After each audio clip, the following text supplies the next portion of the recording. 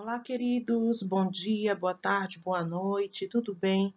Como é que vocês estão? Espero que estejam todos muitíssimos bem, ok?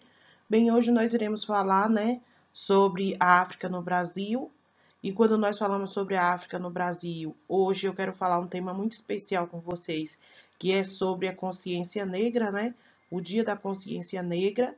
E aí eu vou continuar trabalhando com vocês, as páginas 54 até a página 58, tá? É o finzinho aí da nossa apostila e eu quero que vocês compreendam um pouco mais o que é o Dia da Consciência Negra. E quando a gente fala sobre a África no Brasil, nós não podemos de jeito nenhum esquecer, as nossas origens, esquecer quem foram os africanos no Brasil e as contribuições que eles deixaram para a nossa sociedade, tanto contribuição cultural como social, tá?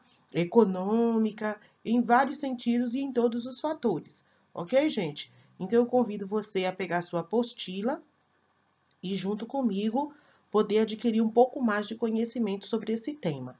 Todo o conteúdo não se encontra na tua apostila, tá? Mas está especificamente na página 54, aquilo que eu vou estar abordando com vocês hoje.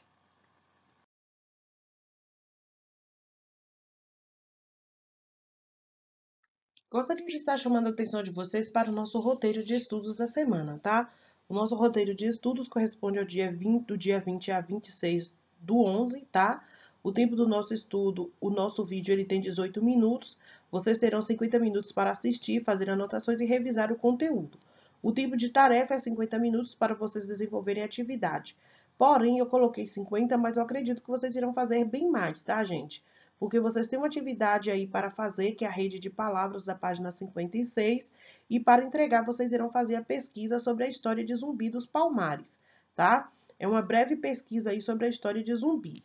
Essa rede de palavras da página 56 aí, vocês devem responder e nós iremos fazer a correção pelo Google Meet entre os dias 27 do 11 a 2 do 12. Bem, gente, como eu havia falado para vocês, nós vamos falar hoje sobre consciência negra, né? Por que, professora, a senhora vai falar sobre consciência negra? Porque, infelizmente, mesmo os negros tendo tido uma boa contribuição em nosso país e ter deixado um legado e uma marca registrada daquilo que eles fizeram em nosso país, ainda existe ainda um pouco de falta de conhecimento da sociedade e também por parte de alguns estudantes sobre esse tema. Por isso que eu quero abordar com vocês, e explicar para vocês o que é o Dia da Consciência Negra, para que vocês tenham um amplo conhecimento sobre este assunto, tá bom? Então, o Dia Nacional de Zumbi e da Consciência Negra, ele é celebrado no dia 20 de novembro, tá? Este dia ele foi instituído oficialmente pela Lei de número 12.519, do dia 10 de novembro de 2011. A data ela faz referência à morte de Zumbi dos Palmares, tá? O Zumbi ele era um líder do Quilombo dos Palmares. Esse quilombo estava situado entre os estados de Alagoas e Pernambuco, na região nordeste do nosso país. Zumbi ele foi morto no ano de 1695 e nessa referida data ele morreu por mão de bandeirantes. Esses bandeirantes eles eram liderados por Domingos Jorge Velho, né? E atualmente existe uma série de estudos que procuram reconstituir a biografia desse importante personagem da resistência à escravidão no Brasil, tá? E aí diz assim, por que será que esse dia ele ficou na história, né? Porque o dia 20 de novembro. Então, eu gostaria de deixar bem claro que o dia 20 de novembro é a data da sua morte, tá? A data da sua morte foi uma descoberta por historiadores bem no início do ano de 1970, que motivou membros do movimento negro unificado contra a discriminação racial. E em um desses congressos realizados em São Paulo, no ano de 1978, bem o ano em que eu nasci, né, eu negra de origem, eles elegeram a figura de Zumbi como um símbolo da luta e resistência dos negros escravizados no Brasil, bem como da luta por direitos que os afro-brasileiros reivindicavam, né? Então, com isso, o dia 20 de novembro ele acabou se tornando a data para celebrar e relembrar a luta dos negros contra a opressão no Brasil. Por essa razão, o 13 de maio, que é a data em que é a abolição da escravatura, que de fato aconteceu, ele foi deixado de escanteio e o argumento utilizado é que o 13 de maio ele representava uma falsa liberdade. E nós sabemos, porque eu já expliquei para vocês, que de fato realmente é uma falsa liberdade.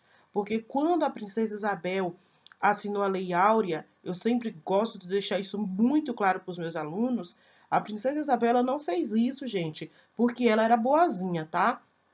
Na verdade, Dom Pedro II, né, ele já vinha sendo há um bom tempo pressionado pela Inglaterra, por alguns países da Europa, para que ele assinasse a abolição, para que ele liberasse esses negros. Mas, professora, por que eles estavam sendo obrigados e coagidos a fazer isso?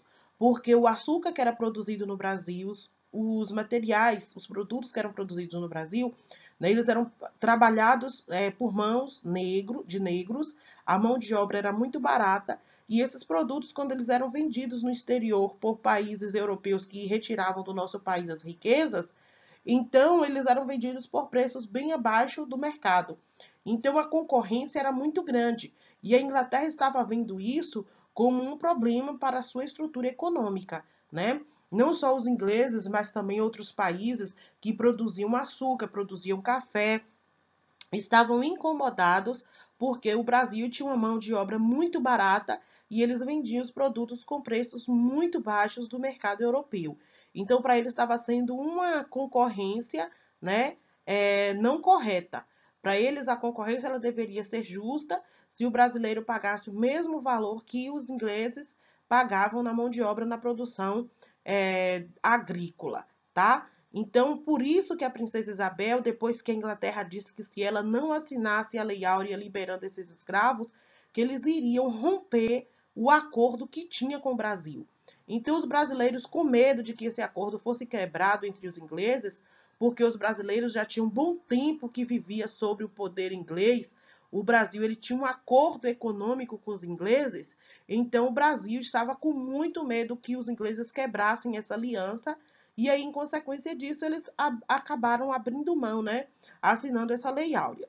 Lembrando a vocês que os grandes fazendeiros da época, os coronéis, ficaram assim muito revoltados por isso e, em consequência disso, poucos anos depois, aconteceu a República em nosso país, tá bom? Então, quando fala assim, esse argumento do 13 de maio representa uma falsa liberdade, isso é verdade mesmo.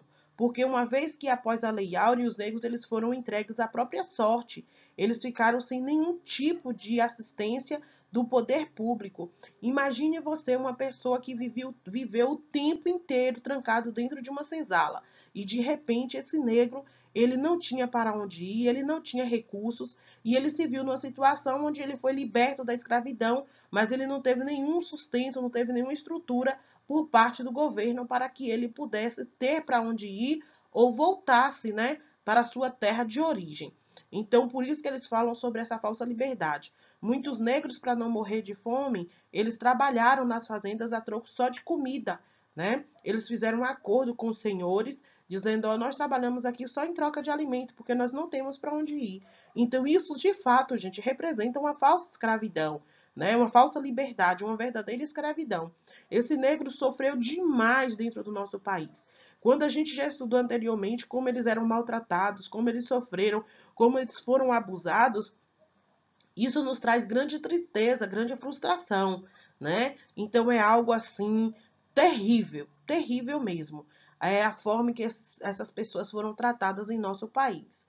Então essa escolha do dia 20 de novembro, ela aconteceu no contexto de declínio da ditadura militar, que foi no final da década do ano de 1970 em diante. E a redemocratização do país também. Foi quando houve o enfraquecimento da ditadura, que deu força aos movimentos de oposição e aos movimentos sociais, como o movimento negro no país, tá bom? E aí, com a redemocratização do Brasil e a promulgação da Constituição do ano de 1988, surgiram vários segmentos na sociedade, inclusive os movimentos sociais, como o movimento negro, onde eles obtiveram maior espaço no âmbito das discussões e das decisões políticas. Foi quando houve a participação desses grupos no cenário político e isso deu muito certo, deu muito resultado, né? E aí acabou sendo aprovado medidas que tinham como propostas promover certas reparações históricas na vida deste povo negro.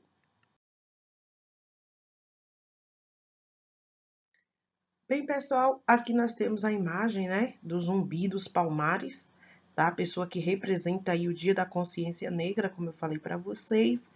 E quando nós falamos sobre a Constituição de 1988, né, que foi onde surgiu vários segmentos da sociedade, inclusive os movimentos sociais como o movimento negro, nós vamos falar sobre algumas medidas, né, que foram criadas para tentar fazer uma reparação histórica na vida da sociedade negra. Então, entre essas medidas, nós podemos destacar a Lei de Preconceito de Raça e Cor, ou Cor, que é a Lei de número 7.716, do dia 5 de janeiro de 1989. E leis como de cotas raciais voltadas para a educação superior e especificamente na área da educação básica. Aí tem a Lei de número 10.639, do dia 9 de janeiro de 2003, que instituiu a obrigatoriedade do ensino de História e Cultura Afro-Brasileira, né, dentro do currículo da nossa história. É importante, porque a história do negro ela tem que ter ficado registrada mesmo, ela precisa ter ficado registrada mesmo na história do nosso país, tá? E aí essas legislações, elas prevêem certa reparação aos danos sofridos pela população negra na história do país. Mesmo que, porque nós sabemos que mesmo criando várias leis que compensem a sociedade hoje, né, a sociedade negra, elas ainda não são suficientes. Mesmo porque nós podemos afirmar, tá? Com todas as letras, que o negro ele ainda continua sofrendo e muitos preconceitos na nossa sociedade. De vez em quando a gente assiste aí na TV, né? Os crimes que acontecem por conta da cor da pele. Os Estados Unidos mesmo acontece muito isso, o nosso país também. Os preconceitos que acontecem no nosso país é algo terrível, né? Então, por trás dessas leis estão as iniciativas para acabar com o pagamento que os negros e a história, na verdade, quando nós falamos apagamento, gente, não é pagar, tá? É apagar. Apagamento, né? Que os negros e a história e cultura dos africanos sofreram no nosso país. Então, no caso do Dia Nacional de Zumbi, né, da Consciência Negra, essa data ela foi criada por meio por meio da citada lei que eu acabei de falar para vocês, né, do ano de 1800 da Constituição de 1988. E a lei foi a lei número 12.519, do dia 10 de novembro de 2011, durante o governo da presidente Dilma Rousseff. Essa lei ela não transformou a data em feriado nacional. Assim, os governos de cada estado da cidade do Brasil devem optar por ser feriado ou não. O jornalista Laurentino Gomes ele fala até 2018, que até 2018 o dia 20 de novembro era feriado em 1.947 municípios no Brasil, mais ou menos, né? De um total de 5.561 municípios. Então, ele faz essa crítica por quê? Porque ele diz que como que um país que tem 5.561 municípios, apenas 1.047 municípios aproximadamente decretam esse feriado se o negro ele está na raiz e na história do nosso povo, né?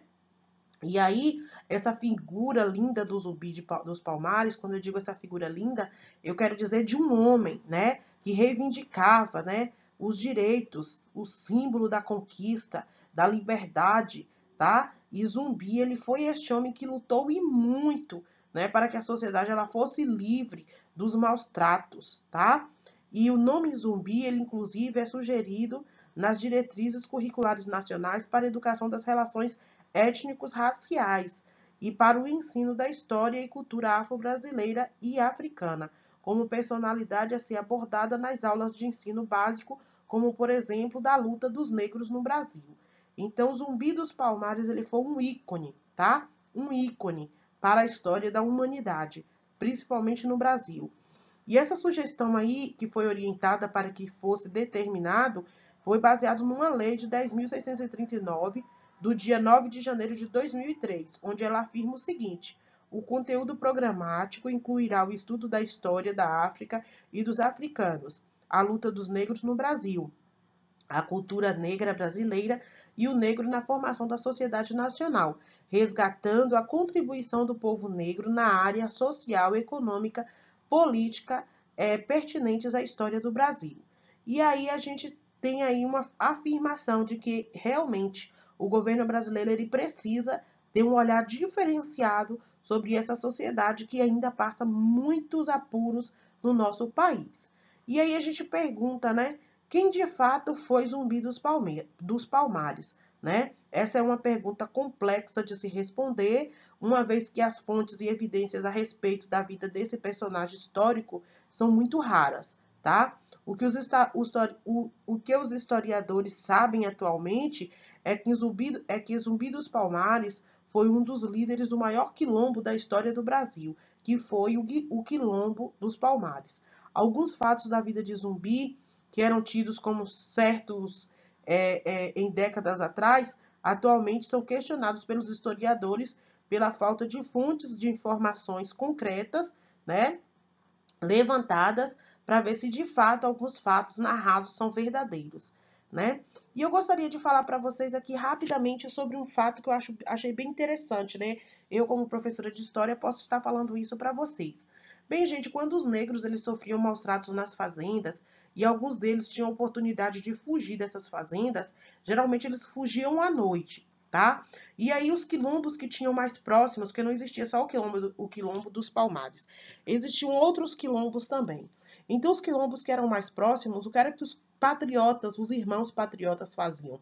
Eles pegavam durante a estrada toda, colocavam velas, né, para iluminar o caminho até a chegada do quilombo, para que os negros que fugissem das fazendas conseguissem chegar no quilombo e se libertar dos maus tratos das fazendas. E essas velas elas iam clareando o caminho dentro das matas.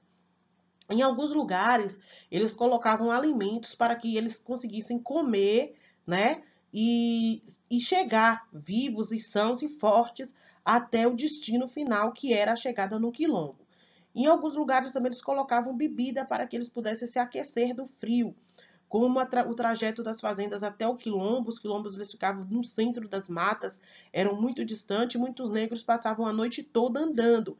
E dependendo da situação que estava o seu corpo, eles sofriam e muito pelos maus tratos, né? Então, até chegar de fato ao seu destino final, esse negro ele precisava de alimento, ele precisava de bebida, né? E qual era a comida que os negros comiam naquela época? Eles comiam frango, eles comiam farofa, eles comiam esses tipos de comida, né? Que nós conhecemos que são comidas herdadas da descendência africana. E aí eles faziam todo esse percurso durante a mata. E aí, quando o capitão do mato, né, aquelas pessoas iam atrás desse negro, surgiu-se um mito de que toda aquela comida e que as velas e tudo que acontecia ali era uma oferenda ao demônio, né? Para que o capitão do mato ficasse com medo e não se aproximasse daquela comida e deixasse a comida lá para o negro encontrar, se alimentar e, de fato, chegar ao seu destino final, que era o quilombo. E foi daí que surgiu-se o mito da macumba, né? De que o negro ele trouxe a macumba para o Brasil e que o negro fazia nessas oferendas aí, e essas oferendas eram feitas a Satanás. Mas, na verdade, dentro da história, eu posso deixar bem claro para vocês. Todas as comidas que eram oferecidas não eram oferecidas aos demônios. Elas eram deixadas dentro das matas com o objetivo do negro encontrar, se alimentar e chegar no seu destino final, que era dentro de um quilombo. São, salvo, alimentado, né? E poder ter a oportunidade de conviver com sua família ou com seus irmãos dentro de um quilombo em paz e longe das opressões causadas pelos senhores das fazendas. Tá bom, pessoal? Espero que vocês tenham compreendido. E é isso aí, né? Nós aprendemos hoje um pouco mais sobre a história do negro no Brasil. Queridos, concluímos mais uma aula. Espero que vocês tenham compreendido. Caso vocês tenham alguma dúvida, entre em contato com o colégio, peça para falar comigo e eu estarei à sua inteira disposição para sanar qualquer dúvida que venha, tá? Lembrando a vocês que é importante vocês estarem nesse contato com o colégio, com a gente, com nossos professores, para que nós possamos saber se você de fato está aprendendo ou se você está tendo dificuldade. Então, nós queremos te ajudar. Qualquer dúvida, entre em contato conosco. IP 2020, um colégio com muito mais emoção. A todos vocês, um forte abraço e até o nosso próximo encontro.